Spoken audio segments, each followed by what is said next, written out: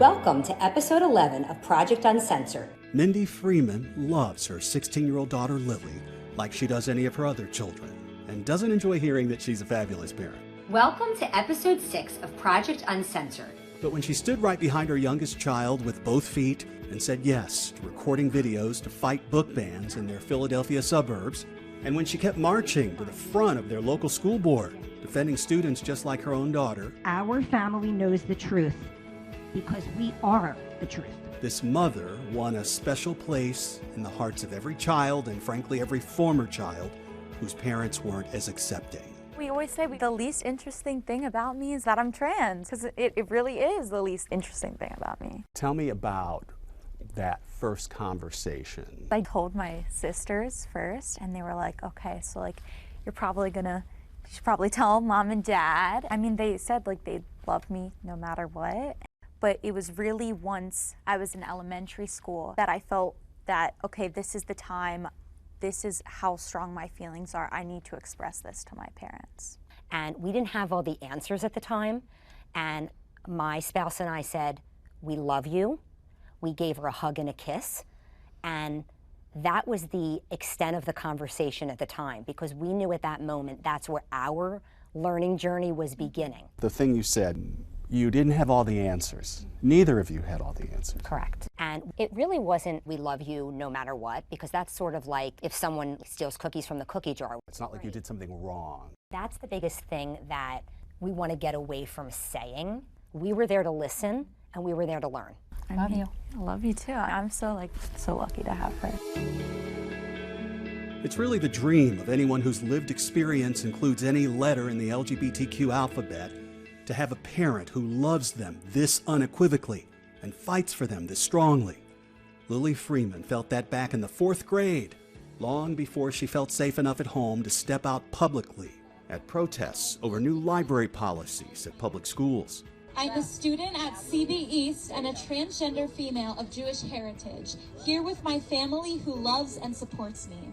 She and her parents are fighting for books because it was this book about a transgender 4th grader that helped them understand the journey that they now share. And it was one of their daughter's teachers who encouraged them to read it, which wouldn't have happened today under new rules where the book is now banned from school and teachers aren't allowed to make this same suggestion. Books did not turn my daughter trans, just like it didn't turn her eyes from brown to blue. She loves to say that. Because it's true. We highlight LGBTQ+ children's literature. So we created an Instagram account called Project Uncensored, where we highlighted LGBTQ+ children's books, many of which have been either banned or challenged in schools. We have the privilege of having such an accepting family, but we really try to speak for the ones that can't speak or that don't have that accepting family. It's why Mindy Freeman, who's also a former grade school teacher, took her story and her daughter to lawmakers in Washington. No book made my child become transgender. And it's no accident or surprise that she's a proud member of PFLAG, a national support group for LGBTQ parents. When did you join PFLAG? It was the end of elementary school. So probably, 5th, 6th grade. I had reached out to someone personally who recommended PFLAG. We weren't sharing too much with the elementary school at the time. Lily wanted to keep things in our immediate family at the time. And what I loved about PFLAG, and because I feel like it matched up with how we felt as a family, their mission is lead with love. And I feel like I could cry thinking about that, because when you walk into PFLAG, it's a non-judgmental place where they support obviously LGBTQ individuals and those who love them. And you go to the meeting and it could be grandparents, parents, aunts, uncles. And I remember I started sharing and I started to cry. They handed me the tissue box, and I wasn't crying because I was sad. I was crying because this was the first time I was getting everything out in an atmosphere with people that weren't my immediate family. And I was scared in a way because I wanted to make sure the world was as accepting of Lily as we were in our family. And that is what I was scared about. And I just felt like so loved being there. that was it. That was the start of it. And then I just couldn't stop going to these meetings. And what was your take on it? I saw the importance in it, and I saw how it really benefited her. And yeah, I love seeing that. It was another mother who was also a former grade school teacher who started PFLAG in the first place back in 1973. Jean Manford was way ahead of her time when she spoke up in the papers for her gay son after he was beaten within an inch of his life by homophobes in New York City. That same summer, she marched with her son, Mr. Morty Manford, in what was then known as the Christopher Street Parade. And when she held this now historic handmade sign calling for the parents of gays to unite in support of our children, PFLAG was born. She and her husband are seen here in a 1974 interview explaining themselves. This is something that happened, and this is Morty's life. This is the way God made him. It's not a matter of choice. This is Morty. We love him. Why should we stop loving him? Because he suddenly tells us that he's, in one way, he's different. He has different preferences than we do. My reaction, of course, was to blame myself either for doing something wrong or failing to spend enough time with him when he was young.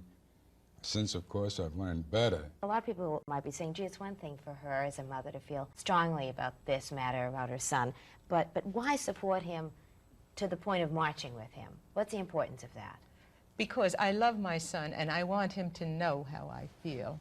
I want him to know that I would do anything. You know, I'm not a martyr. My husband and I like to live a good life, and we enjoy going out together.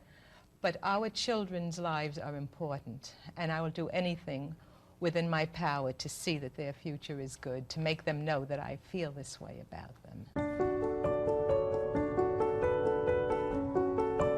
Over the years, and especially during the AIDS crisis of the 1980s, the parents of PFLAG became legendary. And to this day, grown folks still cry when these loving parents march through pride parades across this country. A new survey this year of more than 28,000 LGBTQ+ youth shows that parents like the Freemans and the Manfords still aren't as common as people might think.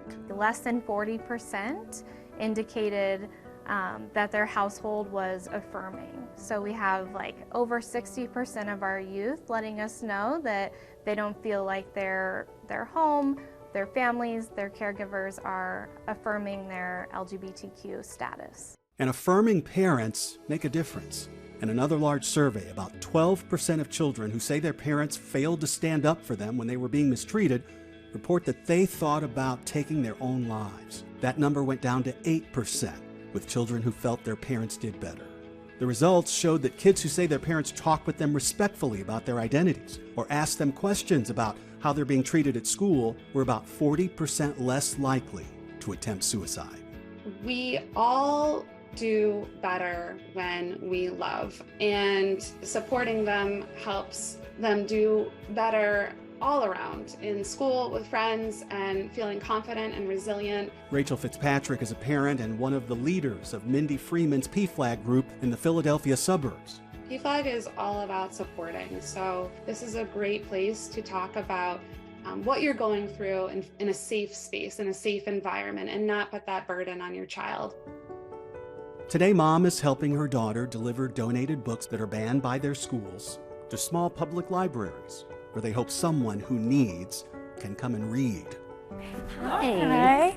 Mindy Freeman says she still doesn't have all the answers, but says she'll have a better chance finding them as long as she keeps leading with love. I don't want you to think that I've been perfect. I feel like be there for your kid, love your kid, have open communications with your kid. Know that they can come to you. When you become a parent, there's no manual out there, and this was just like another experience in that learning journey.